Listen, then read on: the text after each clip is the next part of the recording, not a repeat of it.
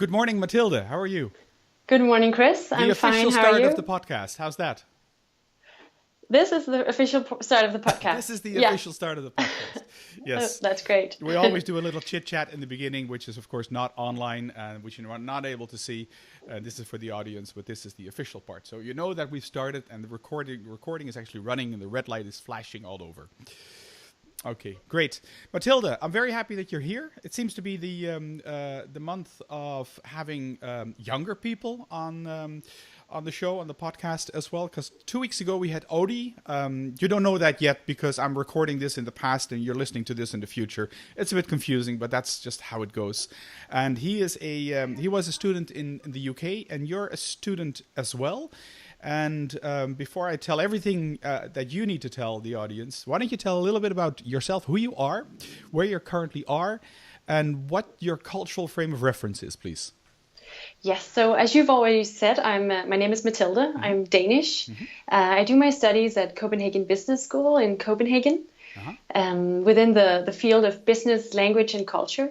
So in that sense, your podcast is quite perfect for me. And that's also why I've been listening to it for a long time, because Yes. it really fits well with what I study, actually. I come from a city north of Copenhagen, a small one called Hillerød. Okay. Apparently no one knows it, but it's close to Copenhagen. So let's say that it is Copenhagen. And how close is close for people who have a different frame of reference for distance? It would take you 30 minutes to drive by car. Okay, So that's close yeah, enough. I mean, Yes. yeah. But you know, Denmark is such a small country that we like to say if we are from a different city than Copenhagen, it's, you know, everyone knows in Denmark where Hillerød is. Yes. I mean, if you're from New York and you drive 30 minutes, you're still in New York. So it's kind of hard to get away. Exactly. So Yeah. yes, continue, please. Yeah, my cultural frame of reference is that I'm Danish, completely Danish. So I can't brag about having a South African father or something like that. That's But okay, I've though. always, but I've always been very interested in international subjects and France especially. So that is why I'm currently working in France. Okay. I have an internship here, so it's a part of my studies. To work for a company in France, and it's a company that does business assistance between Denmark and France. Okay. So in that way, I already get to know a little bit more about the cultural differences between the countries. And as I know both languages, I can also really aid Danish companies in terms of figuring out how it's working in France and translating documents and stuff like that. Yeah. Okay. All right. That's pretty cool. I saw in your LinkedIn profile as well that you spent some time in Disneyland. And of Yeah, course, I did. I mean, if you spent there 3 months, at least that's what your LinkedIn profile tells us. And so it's not a visit; it's more than just a visit. What did you do there? I worked there just right after I finished high school. I chose to go to Disneyland to help them for the summer. They need a lot of young people that come from other countries to help with the language, especially. You know, I can speak English as well with the tourists. So that was perfect. I just sold convenience goods. So, you know, I sold sodas and hot dogs and ice cream in around the park. It was a great way to really get to know France, but in a sort of a safe way. You know, you're kind of locked inside of an amusement park, so you don't feel as exposed or to the whole dangerous world at the age of 19. I was 19 back then, but it was a great way to also get to know French people. I still have a lot of old colleagues that I chat to once in a while, and I got to know how the hierarchy is in a company like that. So different from in Denmark, where we don't have that much of a hierarchy as they do in France. No. Within companies. So very interesting. And I spoke French. I got to really use the French that I'd learned in high school. Okay. All right. Yeah. I mean, the best thing is total submersion, I guess, if you want to pick up a language like that. Just out of curiosity, did you meet Mickey Mouse and Donald Duck? I met them, but you know, I think it was a new person every day inside of them. So you can say I met several of them. Okay, all right. And I had a lot of fun with those because they actually also use the other employees for amusing the clients. So I was sometimes a part of almost like a little theater show in the park. Nice. What's your typical particular interest in France? Where does that come from? I think it comes from a teacher I had in primary school when I was taught French. He was French. He was from Paris, a real classic French guy. And he just kind of really backed me up in my language. He said that I had definitely had potential to learn French better than maybe I thought myself. So I thought, why not just try and take it to a different level? In high school, I had these A-levels. I had French on an A-level. So I also there kind of thought, why not use this professionally eventually? So when I quit high school or finished high school, I found out that you can actually study something called business language and culture in Copenhagen. So that was just perfect for me. My interest in business and my interest for France and French culture could be mixed. That is really, I think it's also quite a unique kind of studies that Copenhagen Business School offers.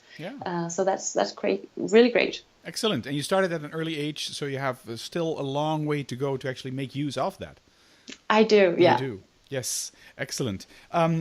You mentioned something in terms of hierarchy as well when we talked about Disneyland as well. I want to step back a little bit and about your introduction, because in pretty much all your other, I think, social media profiles that you have, I mean, I haven't done that much digging. No, trust me, I don't do that. You actually have a second last name, Mathilde Bruun-Larsen, right? Does that make you nobility? Sorry? Does that make you nobility, as in like a baroness or a duchess or something like that? No. Nothing. No, I don't. Nope. The reason I bring it up is because I live in Belgium, and Belgium resembles to some extent, at least follows the cultural trend of France as well. And if you have these middle words like. The young, or if you were to be called Mathilde the Larsen, for instance, that middle word the, if you spell that with in my country, in the Netherlands, which resembles very much the culture of Denmark, you would spell that with a capital T. But in Belgium, if you spell it with a tiny t, a small t, then actually that means you have some sort of nobility back in your family, in your history. But that's not the case with you then.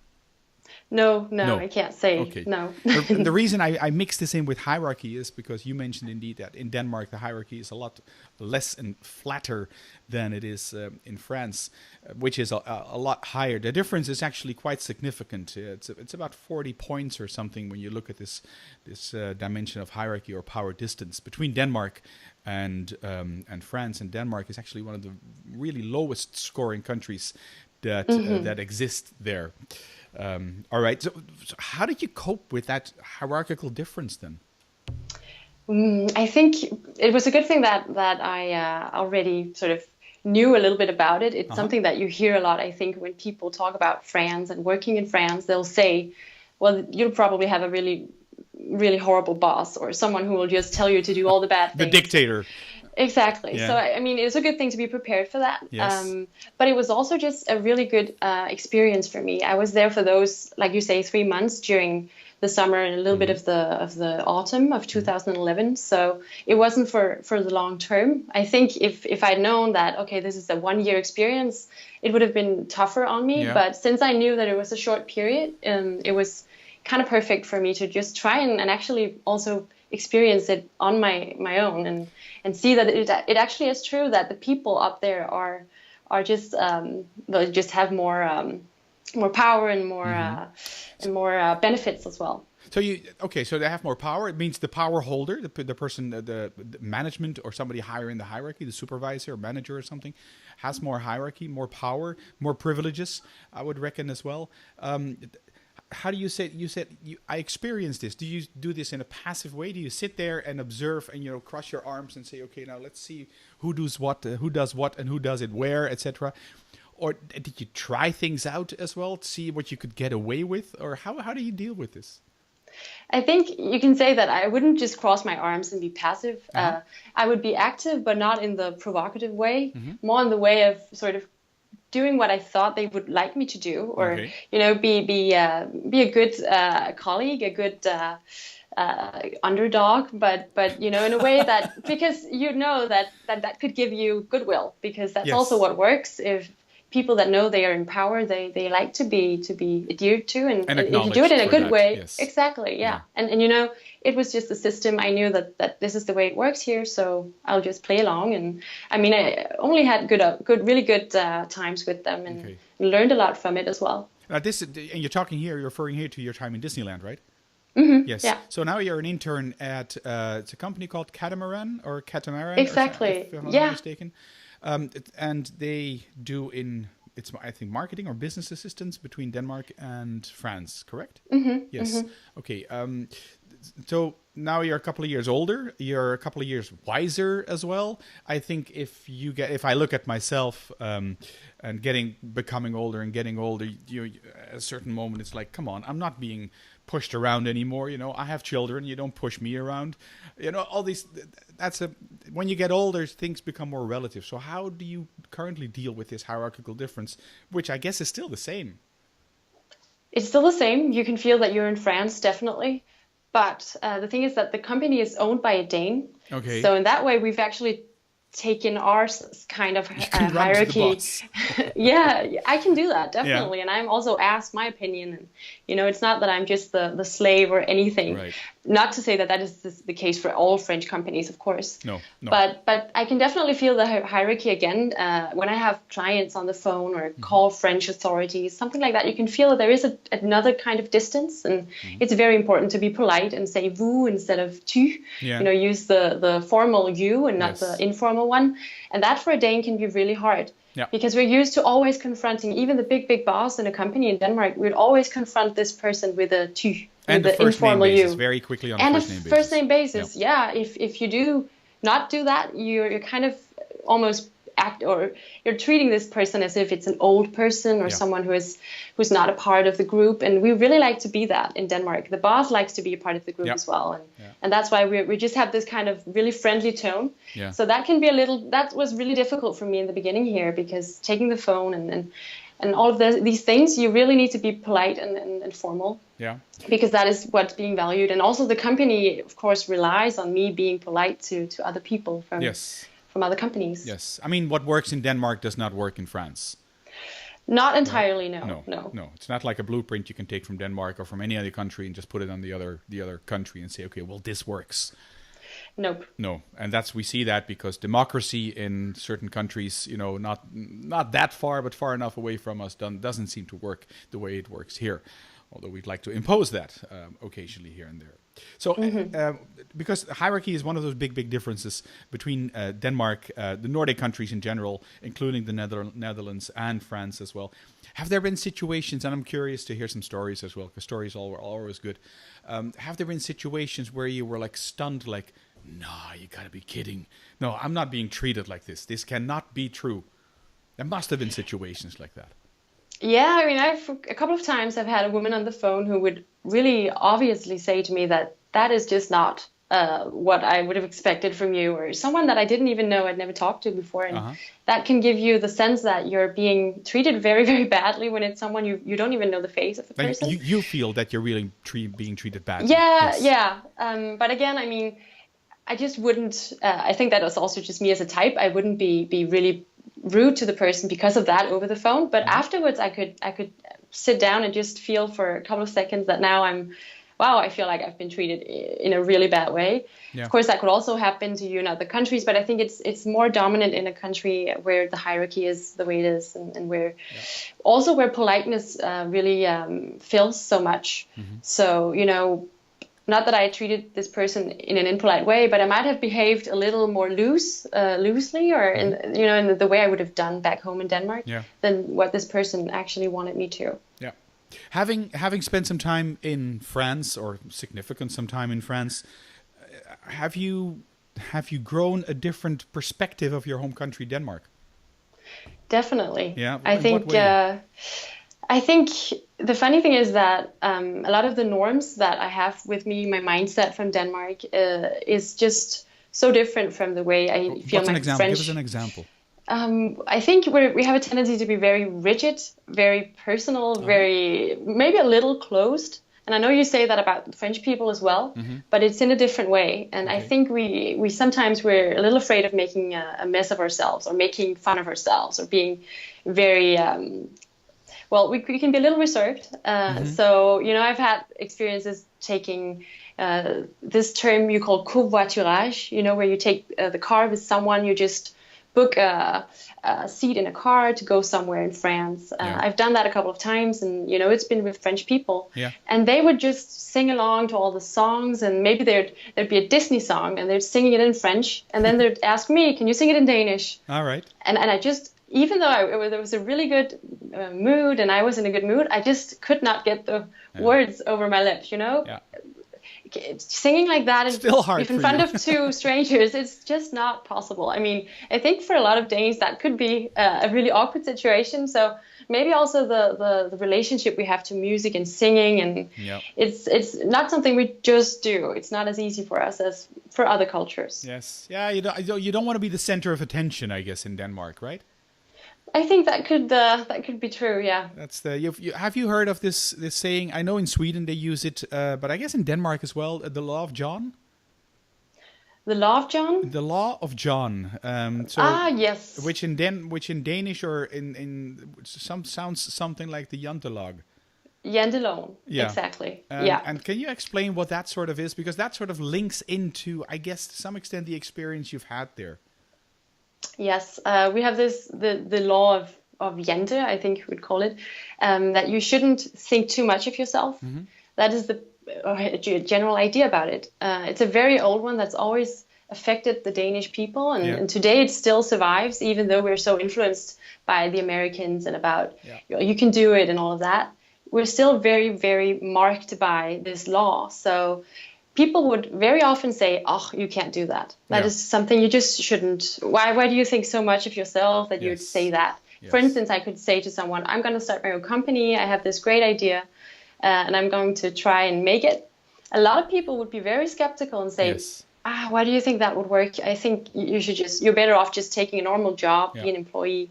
We don't like it when people brag too much. So we're very affected by that. And I think you can definitely apply that to my situation here where, I mean, why should I sit there and sing in front of everyone? I mean, why would anyone want to listen to that? Or, I mean, it's one example, but there are many of those.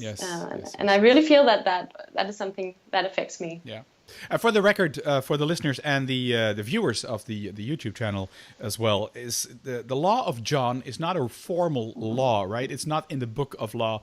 It is just a saying, really, that Jon shouldn't think that he is anything. Jon shouldn't think he becomes anything. Jon shouldn't think too much of himself. It's along those kind of lines. Exactly. It's completely informal. Yes, it's very informal. And typically, Americans don't have this law at all as a counter-example, for instance. No, in that situation, the Americans are completely opposite of the Danes. Absolutely. Even though there are a lot of resemblances as well, that is one point in which we do not agree. Yes. Or I think a lot of Danes actually agree with the Americans. Yeah. Because it's changing more and more. I think a lot of younger people also are not as marked by it, but it is something that our parents are they're kind of imposing it on us just a little bit, saying, "Be careful what you do and say." And then you know how it trickles down. Then eventually, your parents have done this to you. When you have children, you will grow older as well, and your children will actually think that they are someone, and then you will say to them, "Don't think you are anyone." And then that's how generations follow on generations follow on generations. I see this happening to myself as well, being a Dutchman, having a 12-year-old daughter, my youngest at this moment. So it's history repeating itself, I think, to some extent. Mathilde, I have another question for you, which relates also to a difference between Danish culture and French culture, which it's another one of those dimensions. And since you've been educated on this, I can mention the dimension uncertainty avoidance. Right? It's also an enormous difference between Denmark and France. I think the Danes, they score, what is it, about 23 or something on this dimension, and the French score 88. If I'm looking at some scores on this dimension. Forget the details if you don't know this dimension in terms of numbers, but the difference is significant enough. Is that something you can relate to, or do you have some experience where you wonder, like, because this shows itself, this dimension, in terms of the necessity for rules and stamps and signatures and procedures and regulations. And from our perspective, meaning yours, Mathilde, and mine, it would be we would view the French as being very rigid and stiff. And tell us something about your experience in that. Well, as you say, we as Danes, we are kind of good at not knowing what's going to happen all the time. We don't really, we don't mind if the day's program is changing just a little bit. And we're kind of pragmatic, I'd say. But comparing this to the French people that are, in some's eyes, they're kind of bureaucratic and all the, as you say, stamps and papers and everything has to be in order. Not much can change, or if it has to change, it should be done very slowly. And in Denmark, we're very sort of open to changes. And I think, like you say, the word is uncertainty avoidance, and we're scoring very low on this one because we don't need it all to be so schematized, or it doesn't have to all be poured in concrete. Certain. Yes, exactly. But of course, you really see a difference between the two countries there. I think Denmark can seem a little more modern sometimes in compared to France in this sense. Or open for innovation, or adapting and accepting new ideas and stuff like that. Yeah, exactly. Also, if you look at our language, you see it. We really open up for a lot of foreign words, and we kind of easily adapt and use this American word. Why not? Even though it might be still speaking Danish, for instance, internally in a company, it can be with a lot of English words, and we really do adopt a lot of English into our language, which they don't really do in France in the same way. Yes. They guard their language a lot more. Much. Yes, very proud of their language. Yes, and that is the beautiful one. So. Exactly. Yes, I was going to say, which is not a bad thing per se, of course. No, not at all. I have another question about which you because you are in France, and we have the majority of the audience actually comes from the United States. And so about 50% comes from the US and 50% comes from the rest of the world, and it goes to all corners in the world. So we also have people from France, and if the French listeners are listening to this, they probably, or they could have been thinking like, hang on, well, she's in Paris, but Paris is not France. Now, that is something that a Frenchman notices, but do you notice that as well? Do you notice that Paris as an island, Île-de-France, is different from that big country, France? Yeah, I think I do. I've already met quite a lot of people who are not from Paris and who are very good at the moment I say, I'm in Paris, I'm meeting French people in this and that way. They're really good at saying, well, you're not meeting real French people, or you're meeting Parisians. Yes. Or it's not like that at all where I come from in Brittany or in Montpellier, for instance, in the south. It's very, very different. And of course you can see that even the distance kilometer-wise is so big that, of course, there must be some kind of a difference between Corsica, the island down in the south. In the Mediterranean, yes. Exactly, and to Lille in the north, close to Belgium. So, I mean, if you take a Swede and compare him to someone from Germany, you might also get quite a big difference in terms of culture and traditions and whatever. So, yes, I have definitely experienced that. Yes, and so what is that difference? What do you see different? My experience, personal experience with the Parisians is that they tend to be more, how do you say, arrogant, if that makes any sense? Well, you can say that they're from a big city. They live in where it all happens, the center of attention. They're used to being very around all the hip places and cafes, restaurants. And of course, again, Paris is also a big city, so there are also areas where it's not as hip as it is in the center of the center. But of course, they are used to a different environment, more stressful every day with the metro, taking busy public transport in the morning, getting their croissant and coffee in the street corner. And I mean, that is a different everyday life from living in the countryside. And France also has a lot of countryside, so it's Definitely. I think it definitely makes a person to live in a capital city, especially as one such as Paris, the center of Europe, you could say. Yeah. So I think it makes sense to say they're a little more arrogant. I'm not completely agreeing, because I think I've met people that are very different, also just from different parts of Paris. But there is definitely a difference. I'm sure of it. I've been living also in the south, in Montpellier. Okay.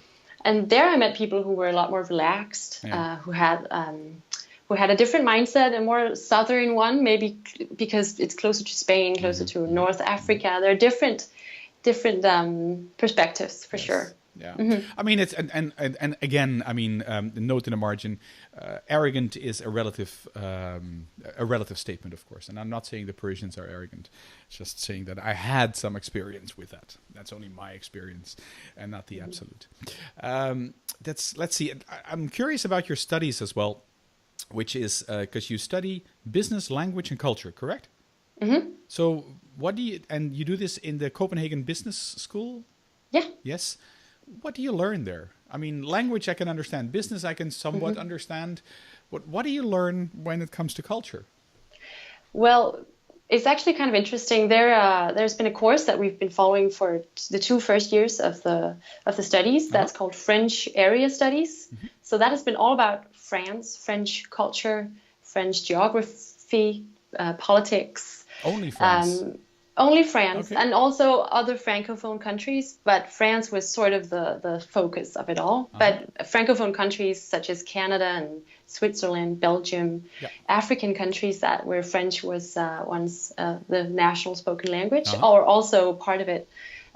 So that has sort of really enriched me with so much knowledge about France, not just on the what do they eat term, because that's interesting enough. The gastronomy in France is wonderful. Yeah. But there's also the political, the economic, also that part of it that you wouldn't just get from reading the newspaper every single day. I think a really good perspective on culture, but also on other cultures. We've had British and American studies as well, where you study, because they're so influential, those two countries. They have been a big part of the studies as well.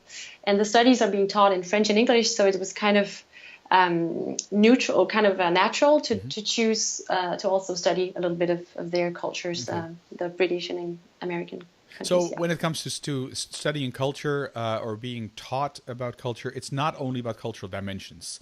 You take the broader perspective of politics, of business, of society, etc., etc. Yes. And also about the organizations, the culture that exists within organizations around the world.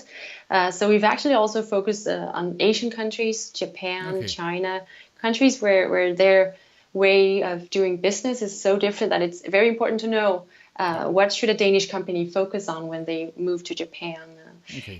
All these things. So it's been very diverse. A lot of countries have been in and out of our studies, and but that also just gives such a good picture of the whole world, how it's so different wherever you are. Any country of those appealing other than France to you? Japan. Yeah. Really? I don't know why I've never been there. It's so appealing to me. I have to go someday. Yeah, it's I've been there once, and it is from my experience, and that is just from hearsay, right? It's for Westerns, it's the most difficult country to do business with. So that's what the majority of the people that I meet during my workshops and lectures, etc. When we talk about Japan, or when they talk about Japan, rather, they say this is the most difficult country to deal with. It is we understand so little of them, you know, and so it's a good challenge, I guess, if you're up for that. I'll have to try it. Yeah, but I've heard too that there are so many codes and so many things that are not being said, and I'll have to deal with that someday. Yes. Someday, yes. So I have one of the. We're about 30 minutes into the interview, and I have this question, which is I don't mean this in a negative way. It's just funny to ask as well. What do you want to be when you grow up? Really? That is. Actually, it's impossible for me to answer. I don't know. Okay. I know I want to work within the fields of what I'm already doing. You know, I want to speak French. Hopefully on a.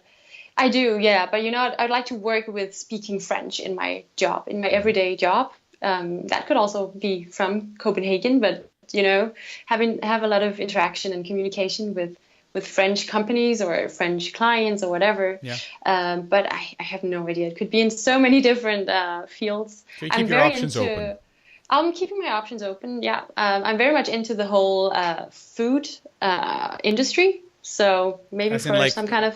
What is that, like health food or?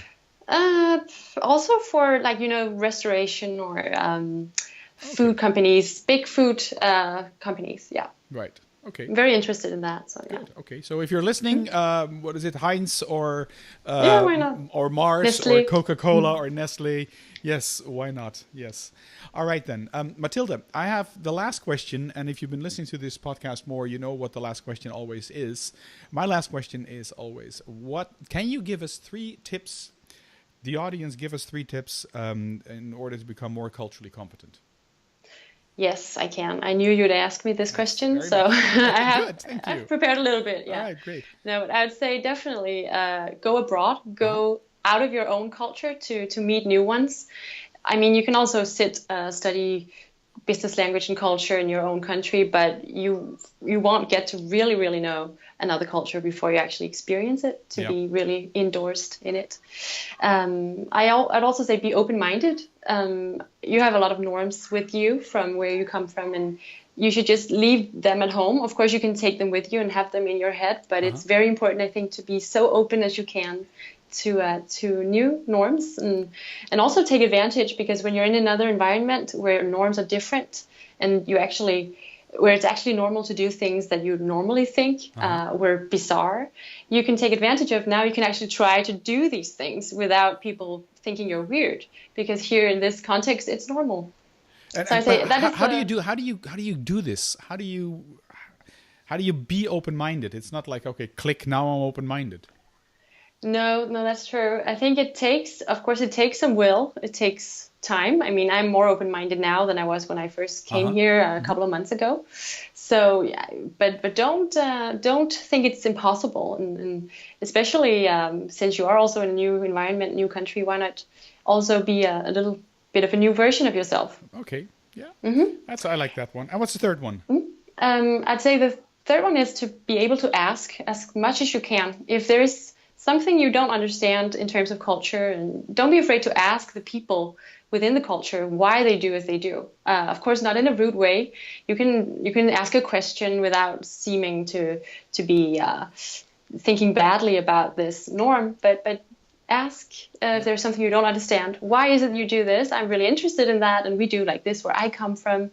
And then you can engage in a conversation that the other people will think is very interesting as well. And I think that's what I've been experiencing here in France, that they're very, very eager to know about Danish culture and what we do differently. So I very much agree with the last one, the previous ones as well. But indeed, that's I guess is one of the easiest way to find out what is going on, because also people tend to want to talk about their themselves or their own environment, because it's relatively easy and they're sharing something that they know already.